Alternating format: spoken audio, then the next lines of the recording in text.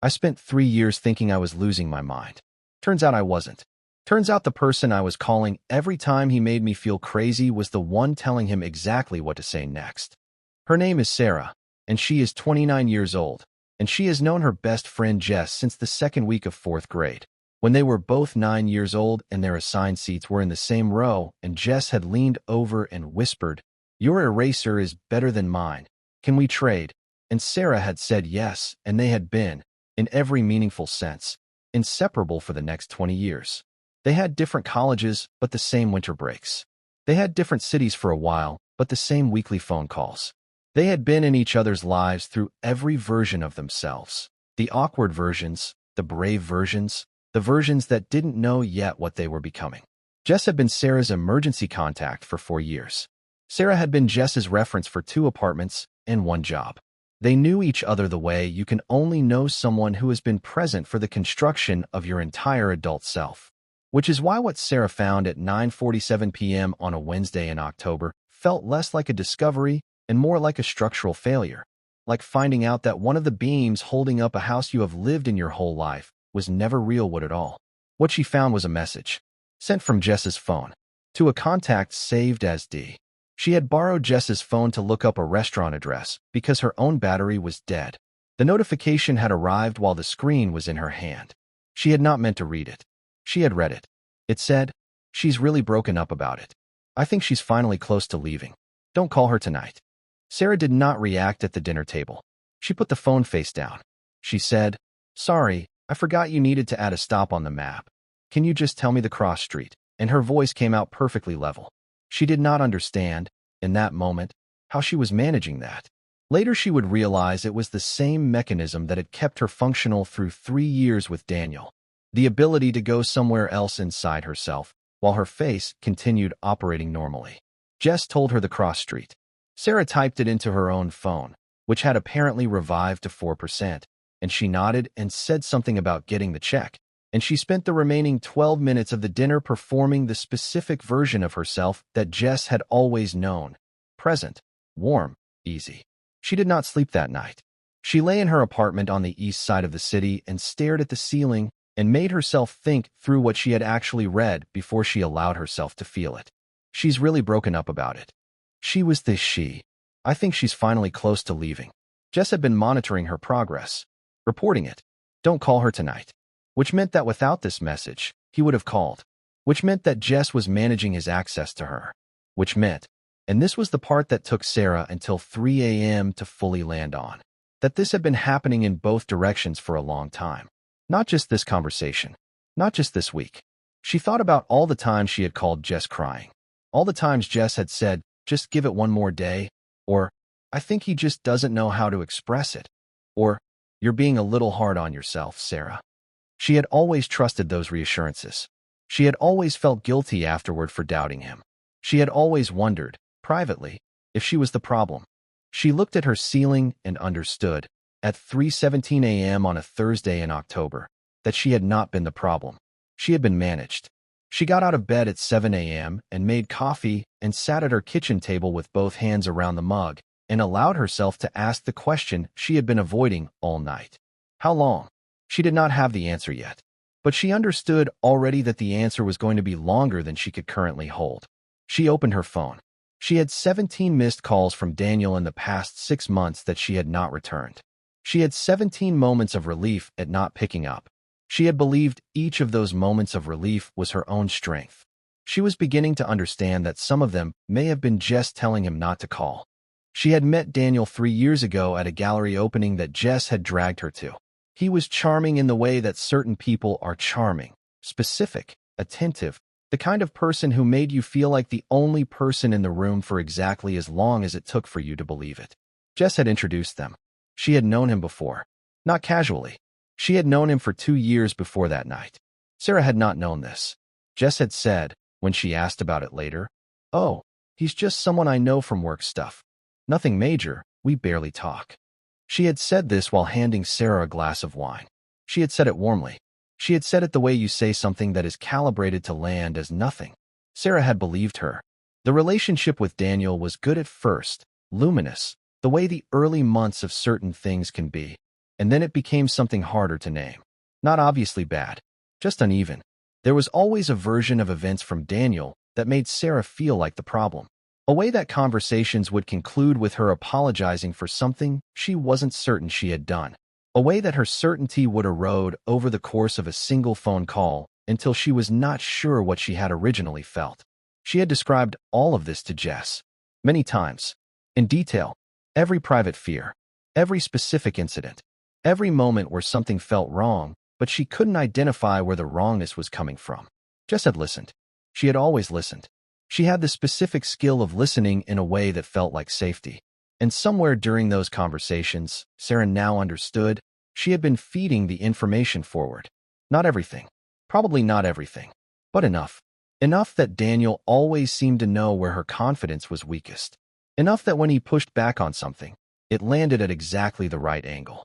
Enough that she had spent 18 months wondering how a man who claimed to love her could be so precisely calibrated at making her doubt herself.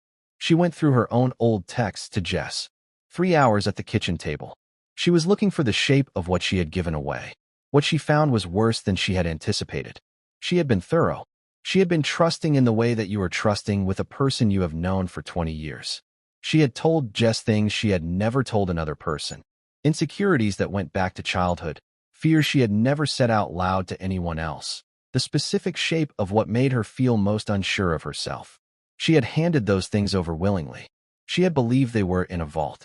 They were in a thread labeled D. She put her phone down. She made a second coffee she did not drink. She sat with the specific texture of being 29 years old and realizing that the person who knew you best had been using that knowledge as a resource. She did not call Jess that day. She did not call her the next day either. She sat with the weight of it for 72 hours before she let herself go further. On the third morning, she opened the thread again and read it fully for the second time. Not for assembly this time, but for confirmation. She was looking for the moment it started. She found it. The earliest message she could see between Jess and Dee that mentioned her by name was from 26 months ago, 2 months into the relationship. Jess had written, "She seems happy. She doesn't know yet." Sarah sat at her kitchen table and looked at that sentence for a long time. She doesn't know yet. Which meant Jess had known from the beginning what she was walking Sarah toward. Which meant the introduction at the gallery had not been accidental. She went back through her own calendar on her phone. The gallery opening had been on a Friday in September, 3 years ago. She looked at Jess's early text to Daniel, sent 26 months ago, and counted backward. The introduction had happened 10 months before the first message she could see in that thread, which meant the thread may have started earlier, which meant she was only seeing part of what had been said about her. She set her phone down very carefully. She breathed. She thought about the specific texture of Jess's friendship across the years of the relationship, the availability, the encouragement to stay, the exact right words every time Sarah had been closest to leaving. She thought about 3 specific moments when she had nearly ended things with Daniel, and each time had been talked out of it on a phone call with Jess. She had always believed those calls were support. She now believed they were course corrections. She thought about being 26 at the gallery with a wine glass in her hand and a best friend beside her, and no idea that the introduction she was about to receive was arranged. She thought about every reassurance. Every, "He loves you, Sarah, I genuinely believe that." Every, "You just need to give it more time."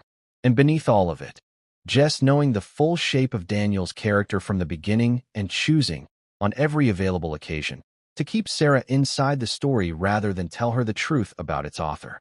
If you've ever had someone you trusted completely turn out to have been managing you all along, drop it in the comments. What you're feeling right now has a name. She stood up from the kitchen table and walked to the bathroom. She sat on the floor with her back against the bathtub. She did not cry immediately. She sat in the way of someone who is taking inventory of a loss that has not fully announced itself yet. She thought about what it meant that Jess was in love with Daniel. Not what it meant for Jess, what it meant for the shape of the last 3 years. Because if Jess was in love with him, and Jess had been feeding him information about Sarah, and Jess had talked Sarah back into staying every time she was close to leaving, then the question was not simply what Jess had done. The question was what Jess had hoped would happen. And the answer to that question was the most painful thing in the room. She called Jess on a Saturday, 14 days after the restaurant. She had spent those 2 weeks deciding whether she wanted an explanation or a confession. She decided she wanted the truth in whatever form it arrived. She called at 10 a.m. Jess answered on the second ring. Her voice was warm and easy, the same voice it had always been, the voice that had lived inside Sarah's understanding of safety for 20 years. Sarah said, "I need to talk to you about Daniel." There was a pause, not a guilty pause, a very specific kind of stillness that Sarah recognized from the 3 years of conversations about Daniel, the specific kind of stillness that preceded a careful answer. She said, "I found the messages, Jess." The pause this time was different. Jess said, "Which messages?" Not "what messages." Which messages? Sarah understood what that meant. There were more. She said, "The ones to Daniel. The ones that started 2 months after I met him. The ones where you told him I didn't know yet." Jess was quiet for a long time. When she spoke, she did not deny it. She said, "I didn't think it would hurt you." Sarah said, "Which part?" Jess said, I thought if it worked out between you, then it would just be a thing that happened before everything was fine. I didn't know it was going to go the way it went." Sarah said, "How long did you know him before you introduced us?" Jess said, 2 years. Sarah said, "Were you in love with him?" Another pause. Jess said, "I don't think I was. I don't think I ever really. I think I wanted things for myself that I didn't know how to go after directly. And he was a way to stay close to something. I don't know how to explain it." Sarah sat on her bathroom floor with the phone pressed against her ear and thought about 20 years. She thought about the eraser. She thought about the winter breaks and the phone calls and the emergency contact form. She thought about Jess's hand on her forearm on the couch saying, "He loves you. I genuinely believe that." She thought about what it meant to use a person's 20 years of trust as the mechanism of their own harm. Not out of hatred, out of something much more ordinary, out of wanting and not knowing how to stop. Jess said, "I'm sorry, Sarah. I need you to know that." Sarah said, "I know you are." She said it because she believed it. The sorry was real. The sorry was just also 20 years too late and 3 years too present, and sitting on the bathroom floor of an apartment that still smelled faintly of the one good candle she and Jess had bought together 2 Decembers ago. She said, "I need some time." Jess said, "I understand." Sarah said, "I don't know how much." Jess said, "I know." Sarah ended the call. She sat on the bathroom floor for another 40 minutes. She was not sure what she was feeling. She understood that grief could take more forms than she had previously known, that it was possible to grieve someone who was still alive, that the hardest version of that grief was the one where the person who had hurt you had also been, in some partial and complicated way, genuinely present in your life. She looked at the friendship photo on the floor. 2 girls, 9 years old, neither of them knowing yet. Sarah did not move out of the bathroom until 1 p.m. When she did, she made herself toast and sat at the kitchen table and ate it standing up because sitting felt like too much commitment to a posture. She did not text Jess. She did not text Daniel. She opened her phone once and looked at her own contacts list and realized she had been using Jess as the first name she typed when something happened. For 20 years. She closed her contacts and put the phone face down. She was not ready to think about what came next. She knew this about herself now, that the way she processed things was not immediate. It was slow. It was thorough. It looked, from the outside, like she was fine. She spent the next 3 weeks going to work and coming home and eating dinner at her kitchen table and sitting with the shape of it. Not talking about it to anyone. Not yet. She thought about it the way you think about an injury that you are not sure is broken. Carefully, from different angles, looking for where the real damage is versus where the surface damage is. The surface damage was Jess. The real damage was what 3 years of managed information had done to her sense of her own instincts. She had spent 36 months doubting herself, doubting her perceptions, doubting the specific thing she had always trusted most, her ability to know what she was feeling and why. She had believed that doubt was internal. She understood now that it had been cultivated, that there had been a person in her corner of every conversation who had financial and emotional interest in keeping her uncertain. She was 29 years old. She thought about what it would take to trust herself again. She thought about it for a long time. She started going to therapy in December, not because she was broken, because she was trying to locate the difference between who she had been before the 3 years and who she was on the other side of them. She did not know yet how long that would take. She found out, slowly, that she had not been broken. She had been redirected.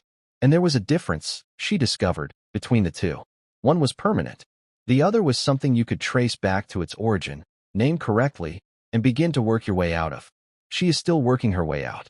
She has not talked to Jess since the phone call on the Saturday in November. She has not decided if she ever will. She has stopped doubting the specific things she felt in those 3 years. She trusts herself now in a way that is new. Not confident, just honest. The kind of trust that does not need to perform certainty because it has already survived a long time not having it. She has the friendship photo in a box under her bed. She has not thrown it out. She has not been able to look at it again. She thinks that says everything it needs to say about where she is. Have you ever realized too late that someone you trusted was never fully on your side and had to find your way back to trusting yourself afterward? If you've ever had someone you trusted completely turn out to have been managing you all along, drop it in the comments. What you're feeling right now has a name.